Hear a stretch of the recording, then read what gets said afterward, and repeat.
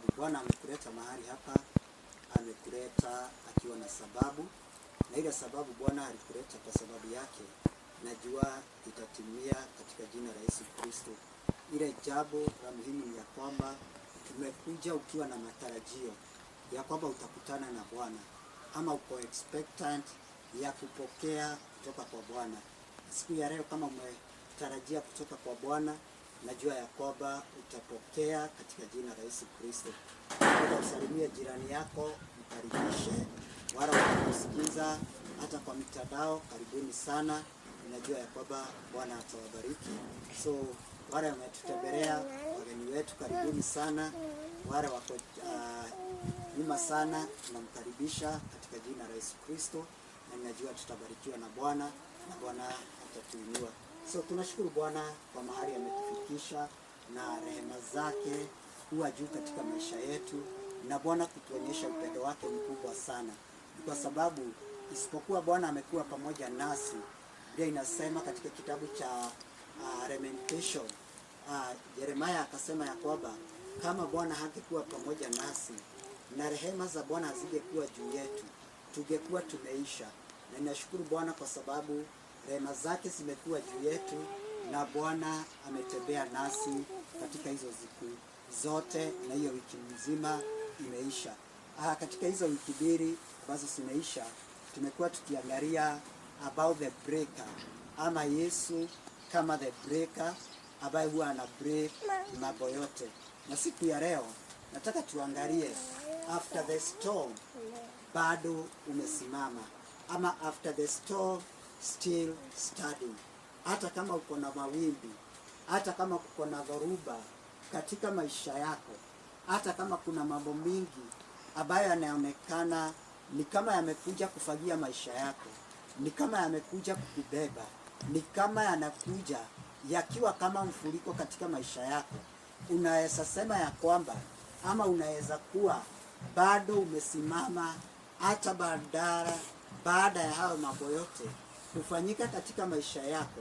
Unaweza kuwa umesimama, na unaweza simama hata badala ya gharika kukuja katika maisha yako, baada ya kupitia katika majaribu, baada ya kupitia katika mateso, baada ya kupitia katika huzuni katika maisha yako, baada ya kuona mambo mazito sana yakiwa yamekuzunguka katika maisha, unaweza bado simama katika maisha yako, kwa sababu ile msingi ambao tumesimama juu yake ni msingi ambayo ni ya Kristo, na tumesimama juu ya msingi ambaye ni Kristo.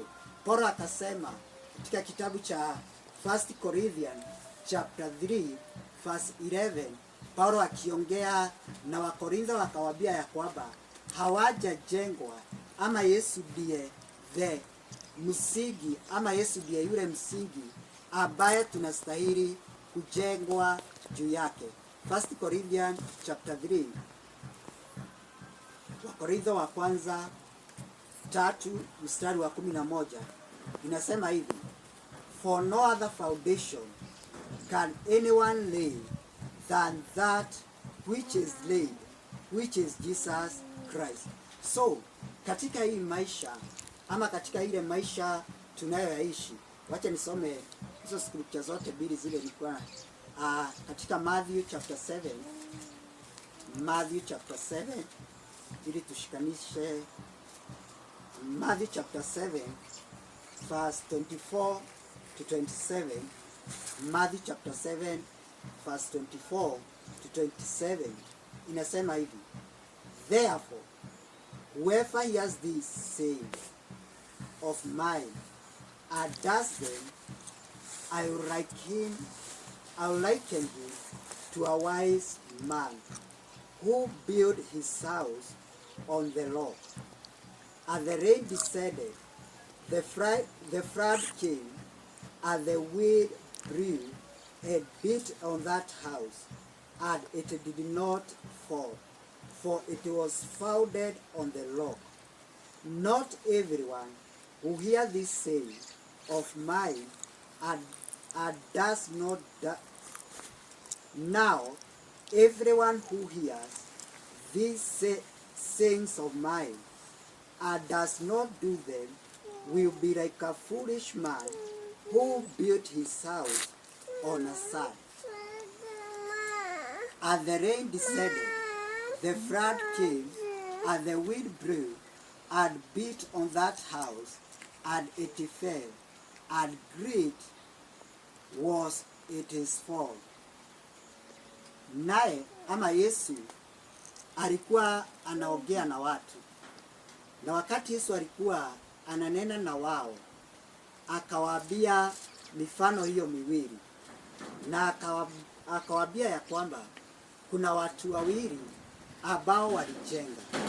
So hawa watu wote wawili kuna mambo kadhaa ambayo wako nayo ambayo ni common. Jambo la kwanza, wote walikuwa wajenzi, ama wote walikuwa wanataka kujenga.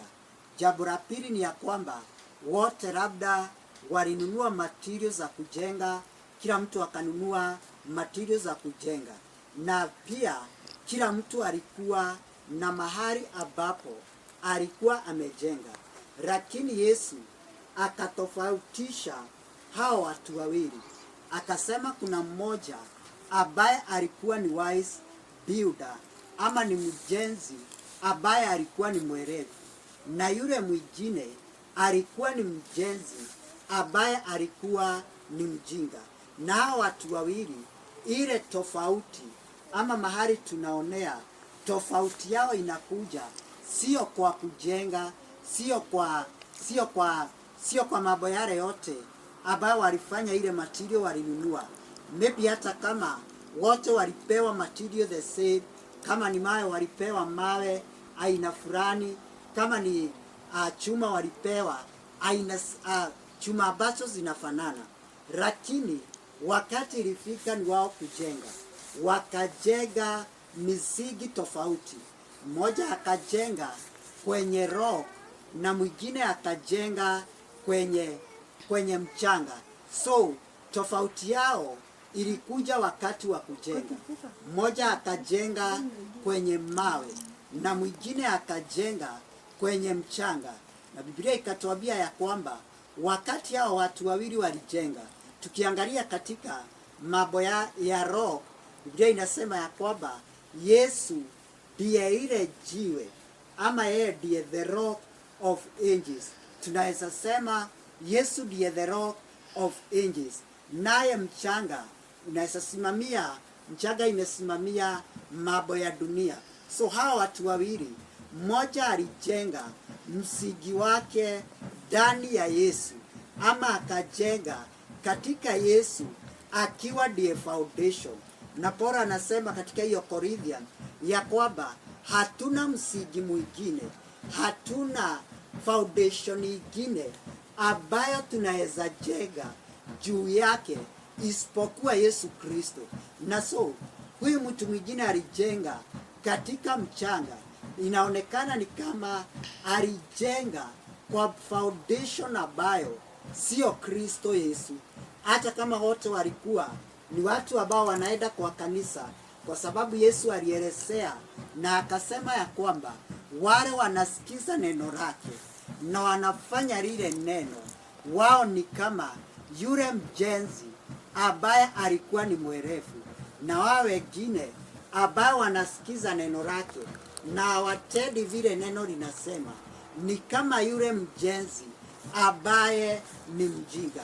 So hao watu wawili ni watu ambao wako katika nyumba ya Bwana, ni watu ambao wanajua wokovu, ni watu ambao wanaenda wanasikiza neno moja, wanaenda kanisa moja, maybe wanasikiza neno moja, wanasomea Biblia moja, wanapata ufunuo moja, lakini mahali hao watu wawili wanajenga panakuwa ni tofauti.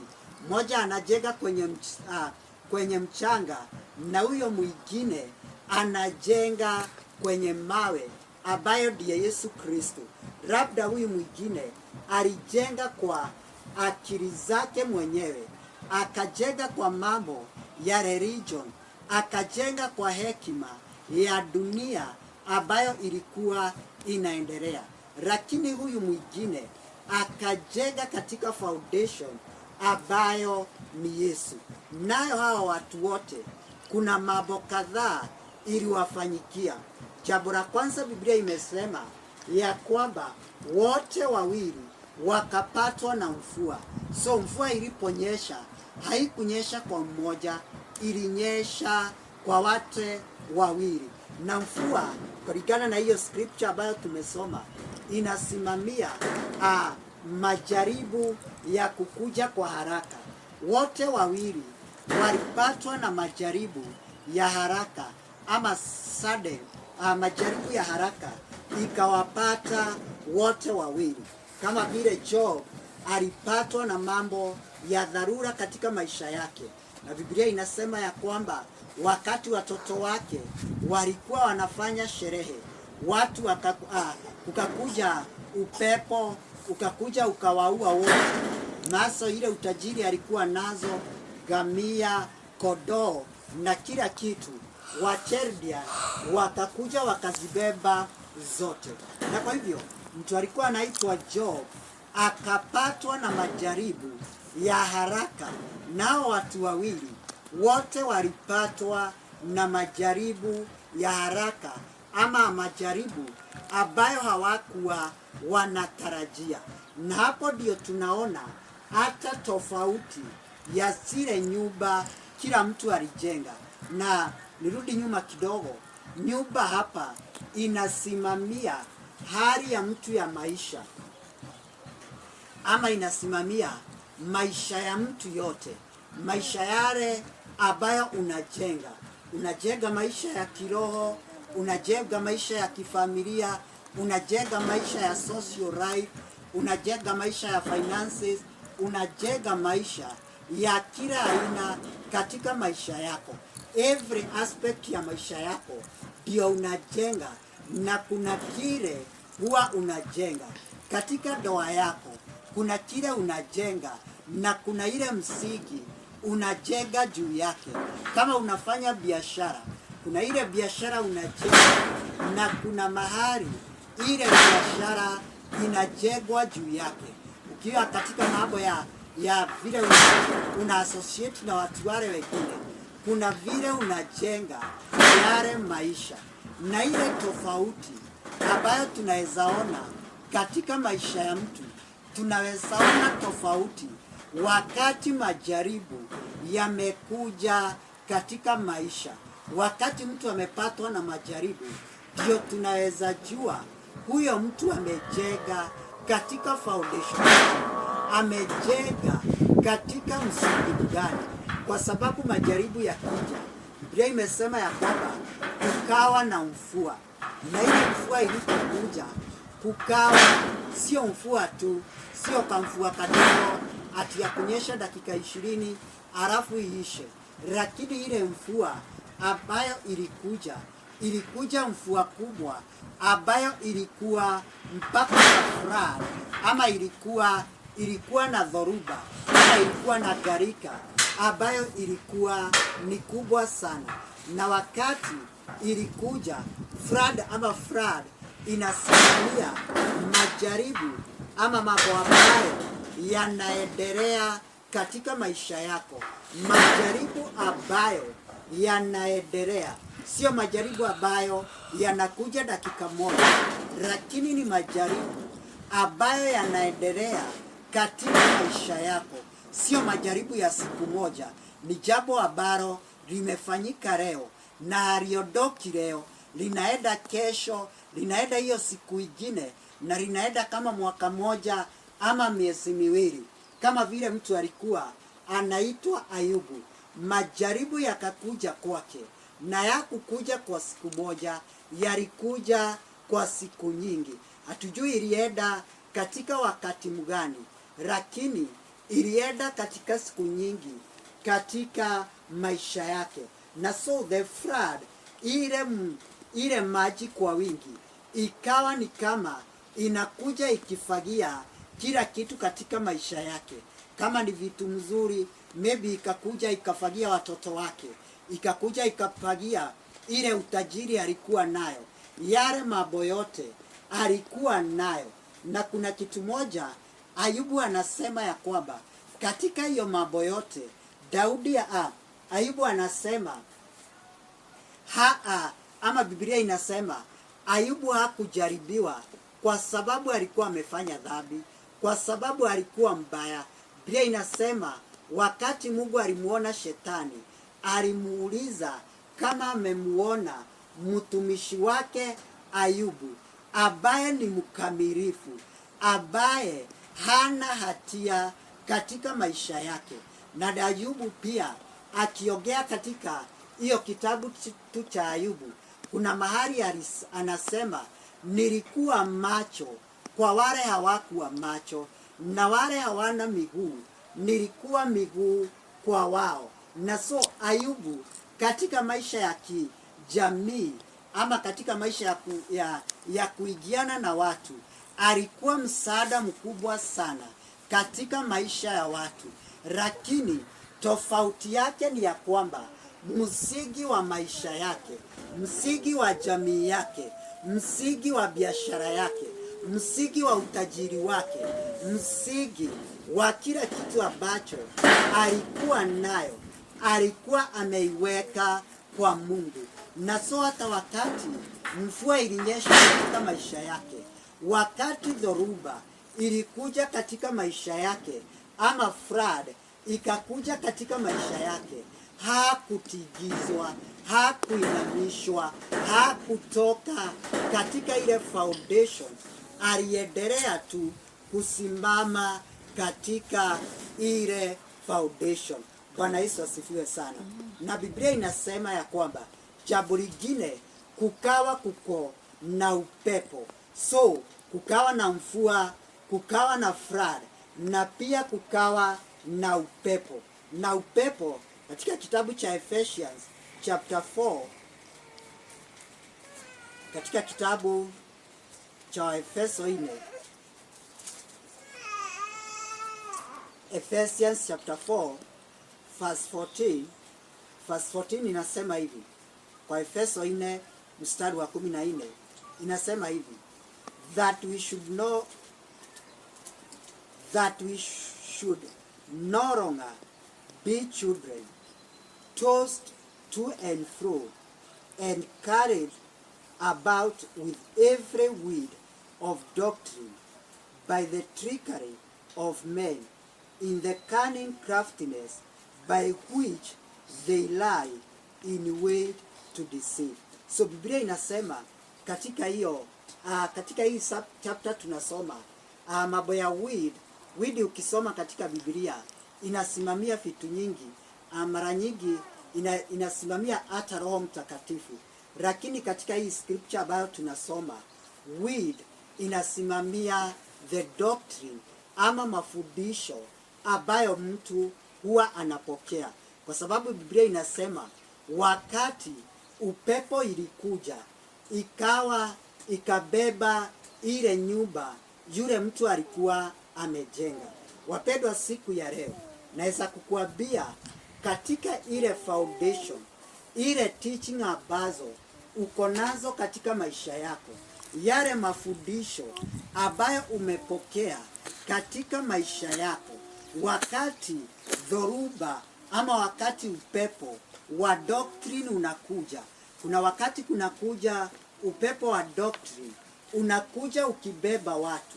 Kuna watu wanakuja kama wakati kama huu, wanasema kuna injili inaitwa the gospel of grace ama grace, ambayo inasemekana ya kwamba ukiokoka umeokoka, na hakuna ukiokoka umeokoka. Na so wakati umeokoka, mambo yako sasa hakuna kurudi nyuma. Wanasema hakuna kurepent tena. Mtu ameokoka hata akifanya dhambi, hata akifanya nini, akiokoka once ameokoka. Na kuna doctrine nyingi sana ambazo zimetokea siku hizi, ambazo tuko doctrine za watu kubeba maji, doctrine za watu kubeba mchanga, doctrine za watu kufanya mambo ambazo ni vituko zingine ambazo hasirigani na vile neno la Mungu linasema. Kuna mtu mmoja katika nchi ya kuna mafundisho, kuna mtu mmoja katika nchi ya South Africa ambaye aliambia wafuasi wake watoke nje na waanze kukula nyasi, na wakatoka nje wote na wakaanza kukula ile nyasi. Na so yale mafundisho, kukawa wakati ile upepo ilikuja, wakati upepo wa aina fulani ya doctrine, wa mafundisho fulani yametokea katika maisha ya mtu, kile huwa unajenga, kile huwa umejenga, wakati huo ndio kinajulikana kama imani yako imejengwa ndani ya Kristo, kama msingi wako umeujenga ndani ya Kristo, ama umeujenga tu ndani ya doctrine, ndani ya religion ya kwenu, ama umeijenga katika hekima yako. Na wakati kama huu tunaishi siku ambazo ni za mwisho, na siku za mwisho Paulo akiongea na Timotheo katika 1 Timothy chapter 4 verse 1, Paulo akiongea na Timotheo anamwambia 1 Timothy chapter 4 verse 1, anamwambia hivi: now the Spirit expressively say that in latter time some will depart from the faith, giving heed to deceiving spirit and doctrine of demons. So Biblia inasema ya kwamba Paulo akimwambia Timothy, anamwambia siku za mwisho, na siku za mwisho ndio tuko siku ya leo. Anamwambia siku za mwisho kuna watu ambao watapokea mafundisho ambayo ni ya uongo, watapokea roho ngeni katika maisha yao, na wengine watapokea mafundisho ya kipepo. Na mafundisho ya kipepo siku hizi yamekuwa nyingi sana, kwa sababu unakuta watu wanafundishwa mambo ya traditional, mambo ya jamii ya kwao, maundo ile, wanafundishwa hayo mambo, wanatorea miungu migeni, ama wanatorea miungu ya traditional, wanaitorea dhabihu, wanaitijia, lakini bado wanakuja kwa Yesu, wanasema ya kwamba mimi ni Mkristo Mkikuyu, ama mimi ni Mkikuyu Mkristo. Mambo kama hayo ni mafundisho ambayo ni ya kipepo, ni watu wanafundishwa, na vile inajulikana wakati mtu amepitia katika majaribu, ndio tunajua ya kwamba ulikuwa umesimama katika msingi gani. Kama msingi wako haukuwa imara, ilo